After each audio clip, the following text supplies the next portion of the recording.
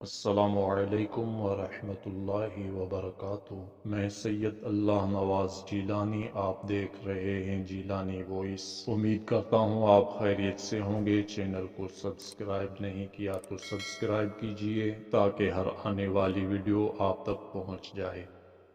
جنت کی خوشبو۔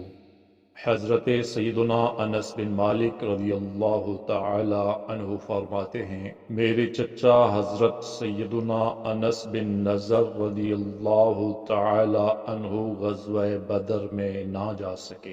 جب ان سے میری ملاقات ہوئی تو انہوں نے افسوس کرتے ہوئے فرمایا، غزوہ بدر جو کہ مسلمانوں اور کفار کے درمیان پہلی جنگ تھی، میں اس میں حاضر نہ ہو سکا۔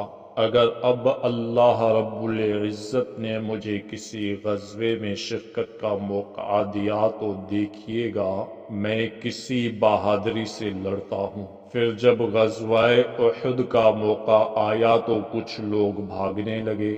میرے چچا حضرت سیدنا انس بن نضر رضی اللہ تعالی عنہ نے عرض کی، اے میرے پروردگار عز و جل، ان بھاگنے والوں میں جو مسلمان ہیں میں ان کی طرف سے معذرت خواہ ہوں، اور جو مشرک ہیں میں ان سے بری ہوں۔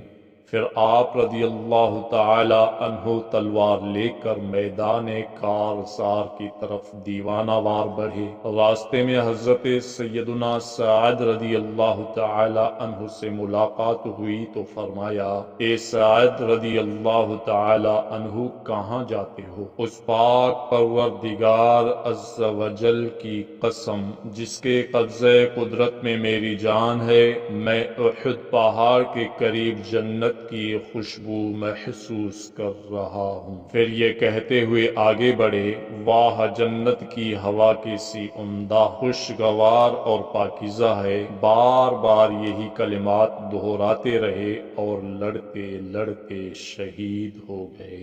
حضرت سیدنا سعد رضی اللہ تعالی عنہ فرماتے ہیں، جیسا کارنامہ انہوں نے سر انجام دیا ہم ایسا نہیں کر سکتے۔ جب آپ رضی اللہ تعالی عنہ کی نعش مبارک کو ڈھونڈا گیا تو ہم نے اسے شہیدوں میں پایا۔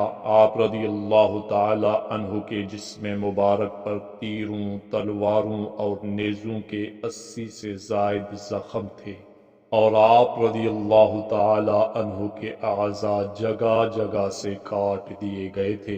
آپ رضی اللہ تعالی عنہ کو پہچاننا بہت مشکل ہو چکا تھا۔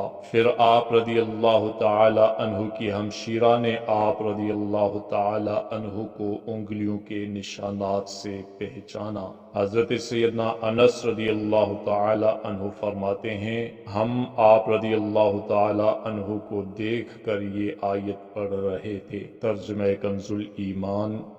مسلمانوں میں کچھ وہ مرد ہیں جنہوں نے سچا کر دیا جو عہد اللہ سے کیا تھا۔